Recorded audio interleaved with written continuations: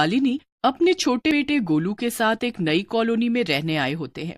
गाड़ी से घर की ओर जाते समय गोलू कार की खिड़की से एक बहुत ही सुंदर पार्क देखता है और कहता है, वाह मम्मी पापा, मुझे इस पार्क में खेलने जाना है। कितना बढ़िया ये पार्क, इसमें कितना अमेजिंग झूला है, मजा आएगा उस पर झूलकर। ठीक है गोलू बेटा, हम पहले घर पहुंचते हैं, उसके बाद शाम में मैं आपको इस पार्क में खेलने ले आऊंगी। कुछ देर बाद वो लोग अपने नए घर में पहुंच जाते हैं और सारा सामान घर में शिफ्ट करके मालिनी मीठा हलवा बनाती है। ये लो निशांत, गोलू बेटा नए घर में शिफ्ट हुए हैं इसलिए हम आज ये हलवा खाएंगे। वाह क्या कमाल की खुशबू है इस हलवे की। आहा, मजा ही आ गया। गोलू बेटा तुम भी खाओ। तभी अचानक से डोरबेल बजती है। जब मालिनी दरवाजा खोलती है तब वहां कोई नहीं होता। कौन है? कौन है? किसने बेल बजाई? मैंने। ओह गॉड, मैं तो डर ही गई। सॉरी सॉरी सॉरी, मैं आपकी पड़ोसन हूँ अलका। अब मुझे आपके घर से बहुत अच्छी घी वाले हलवे की खुशबू आई इसीलिए चली आई। अब क्या मुझे थोड़ा सा हलवा मिल सकता है? जी जरूर जरूर, क्यों नहीं, एक मिनट। हाँ मैं अभी लाती हूँ, आप अंदर आइए ना। नहीं नहीं कोई बात नहीं, मैं यही ठीक हूँ। अरे आइए ना अलका जी, आइए। पड़ोसन अलका अंदर आ जाती है और घर को घूरने लगती है। मालिनी उसे हलवा देती है जिसके बाद वो शुक्रिया कहकर चली जाती है। फिर शाम में, अरे मालिनी जी कहाँ जा रही हैं आप शाम को? आपको इस कॉलोनी के रास्ते पता है ना? जी जी पता है मुझे, वो गोलू को ब्रिज के पीछे वाले पार्क में ले जा रही हूँ। इसे वहां का झूला बहुत पसंद आया है, इसे वहां जाकर खेलना है इसलिए। क्या? ना बाबा ना, मालिनी जी ऐसा मत कीजिए, उस पार्क में मत जाइए, वहां के झूले मामूली झूले नहीं है, मत जाइए वहां पर। नहीं मम्मी, इन आंटी की बात मत सुनो और मुझे पार्क में ले चलो please mummy, please please please. अच्छा बाबा ठीक है, चलते हैं। सूरज ढल चुका था और तभी मालिनी गोलू को पार्क में ले जाती है। तभी पार्क पूरा सुनसान होता है और वहां पर मालिनी को एक सफेद कपड़े वाली औरत झूले पर झूलते हुए दिखाई देती है। लकड़ी की काठी, काठी पे घोड़ा, घोड़े की दुम पे जो मारा हथौड़ा, दौड़ा दौड़ा दौड़ा घोड़ा, दुम उठा के दौड़ा। ये बच्चों के पार्क में ये औरत क्यों झूला झूल रही है? जब मालिनी थोड़ा आगे जाती है तब उसकी नजर हटते ही वो औरत वहां से गायब हो चुकी होती है। अरे ये क्या, अभी तो वो औरत यहाँ थी, कहाँ चली गई अचानक से? ये कैसे हो सकता है, वो तो कहीं भी दिखाई भी नहीं दे रही अब। गोलू बेटा अभी तो वो थी, खैर तुम्हें तो वैसे भी पार्क में आकर मस्ती के अलावा और कुछ नजर नहीं आता। गोलू उस झूले पर झूलता है, वहीं मालिनी घंटों तक बस इसी सोच में रहती है कि आखिर वो औरत गई कहाँ। फिर घर आने के बाद गोलू की हरकतें अचानक से बदल सी जाती हैं। गोलू बेटा ये क्या, तुम्हें तो हल्दी वाला दूध पीना पसंद है ना, फिर आज तुम इसे पीने से मना क्यों कर रहे हो? नहीं मम्मी, मुझे दूध नहीं पीना है, फेंक दो इसे। निशांत और मालिनी गोलू का ये गुस्सा देखकर हैरान रह जाते हैं। मालिनी ये गोलू को क्या हुआ है? इससे पहले तो इसने ऐसा कभी नहीं किया। पता नहीं निशांत क्या हुआ इसे। अगले दिन जब मालिनी फिर से गोलू को पार्क में ले जाती है तभी वहां पर एक झूला अपने आप ही झूल रहा होता है और मालिनी को किसी के हंसने की आवाज सुनाई देती है। ये क्या, ये झूला तो अपने आप ही झूल रहा है और ये आवाज कहाँ से आ रही है? ये तो हूबहू उस औरत जैसी आवाज है जो कल इस झूले पर बैठकर झूल रही थी और गाना भी गा रही थी। एक दिन मालिनी जब बाजार से खरीदारी करके घर जा रही होती है तभी उसे एक घर दिखाई देता है जो काफी पुराना होता है। उस घर में से वही झूले पर बैठी हुई औरत मालिनी को झांक कर देखती है और मुस्कुराती है।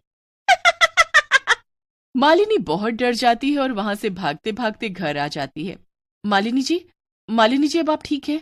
हाँ अलका जी, बस हल्का सा बुखार आ गया था अचानक से। लेकिन अचानक से बुखार कैसे आया? सुबह तो आप एकदम ठीक थी। जब मैं बाजार से आ रही थी तभी मैंने। मम्मी चुप रहो और अलका आंटी आप जाओ यहाँ से। गोलू, इतने गुस्से में कोई भला बड़ों से बात करता है? ये क्या बदतमीजी है? गोलू अलका को धक्के मारकर अपने घर से बाहर निकाल देता है। गोलू के इस बढ़ते गुस्सैल बर्ताव से मालिनी और निशांत को काफी हैरानी होने लगती है। निशांत जब गोलू को समझाने उसके कमरे में जाता है तभी वो देखता है कि गोलू जानवरों की तरह खाना खा रहा है। गोलू ये सब क्या है? ये कोई तरीका है खाना खाने का? आप मुझे मत सिखाओ कैसे खाना है और निकल जाओ यहाँ से, निकल जाओ। बहुत बदतमीज हो गए हो तुम, लेकिन अब तुम्हें अपनी बदतमीजी बंद करनी होगी वरना मुझसे बुरा और कोई नहीं होगा। नहीं बंद करूंगा। क्या अपने बेटे का ये अलग रूप देखकर निशांत एकदम से चौंक जाता है।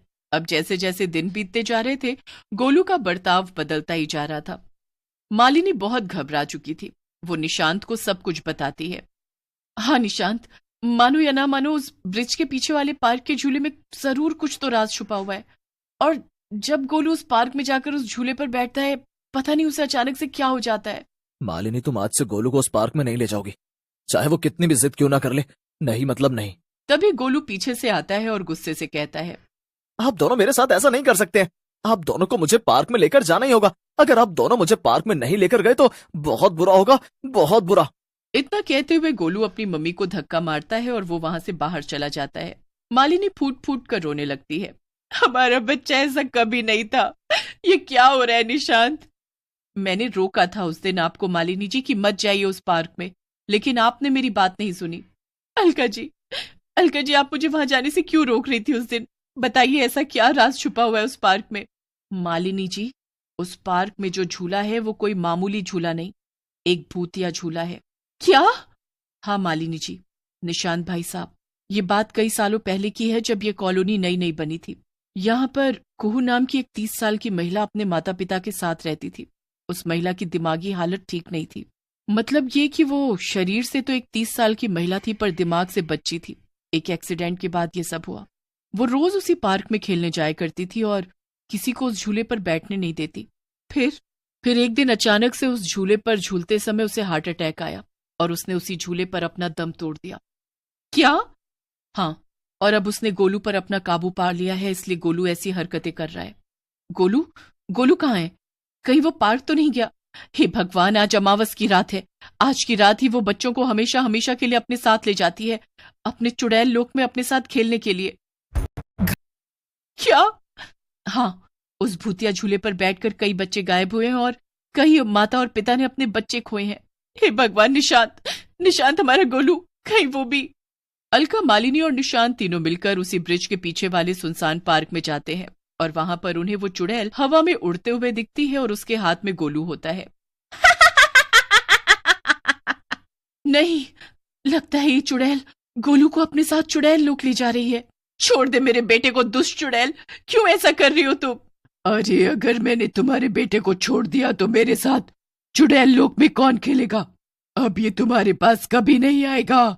ये अब हमेशा हमेशा के लिए मेरे साथ चुड़ैल लोक में ही रहेगा। तुम लोग मेरा कुछ नहीं बिगाड़ पाओगे। तुम सब मेरे सामने चींटी समान हो। आज अमावस की रात है। आज की रात कोई भी हम काली शक्तियों का बाल भी बांका नहीं कर पाएगा।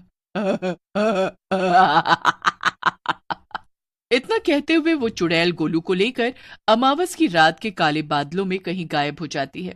अलका जी, अब हम क्या करें? अब हमारा गोलू हमारे पास वापस कैसे आएगा? अलका जी, कुछ तो बताइए ना, हमें हमारा बेटा वापस चाहिए। हम उसके बिना नहीं रह सकते। अब तो केवल हमारी मदद तांत्रिक बाबा ही कर सकते हैं। चलिए, तीनों तांत्रिक बाबा के पास जाते हैं और तभी तांत्रिक बाबा उन्हें कहते हैं, उस चुड़ैल का खात्मा तभी ही होगा जब उसके भूतिया झूले को जला दिया जाए, क्योंकि उसी में उसकी जान अटकी हुई है। वो झूला जल गया तो चुड़ैल भी खत्म हो जाएगी और उसकी कैद में फंसे सारे मासूम बच्चे भी फिर से अपने माता पिता के पास लौट आएंगे। बस इतना सा काम करना है। निशांत, अलका जी, चलिए हम अभी जाकर उस भूतिया झूले को जलाते हैं। रुक जाओ, उस भूतिया झूले को जो भी व्यक्ति जलाएगा उसे अपने प्राण त्यागने होंगे। मतलब अगर आप उस झूले को जलाओगे तो आपकी जान भी जाएगी। तांत्रिक की बात सुनकर सभी चौंक जाते हैं। मैं अपने बेटे को बचाने के लिए अपने प्राण त्यागने के लिए तैयार हूँ। नहीं मालिनी, तुम नहीं, मैं जलाऊंगा उस झूले को। पिता ना रहा तो भी कोई शिकवा नहीं, पर एक बच्चे के पास उसकी माँ का होना बहुत जरूरी है। आप दोनों आपस में बहस ही करते रहोगे। मेरे पास एक हल है इस उलझन का। हम ऐसे व्यक्ति से वो भूतिया झूला जलवाएंगे जिसका आज या कल में इस दुनिया में आखिरी दिन हो। मतलब मेरी पहचान में एक काका है जिन्हें लास्ट स्टेज ब्रेन ट्यूमर है और वो अब बस 1-2 दिन के ही मेहमान हैं। अगर उनका जाना लिखा ही है तो हम उनके हाथों ही ये काम कराएंगे। जाते जाते वो कई बच्चों की जान बचाते हुए जाएंगे। अंत में उस ब्रेन ट्यूमर से पीड़ित बूढ़े काका से वो भूतिया झूला जलवाया जाता है और वो बूढ़े काका इस दुनिया से चले जाते हैं, जिसके बाद उस चुड़ैल का सर्वनाश हो जाता है और गोलू समेत सारे बच्चे उसकी कैद से आजाद हो जाते हैं और अपने माता पिता के पास फिर से लौट आते हैं।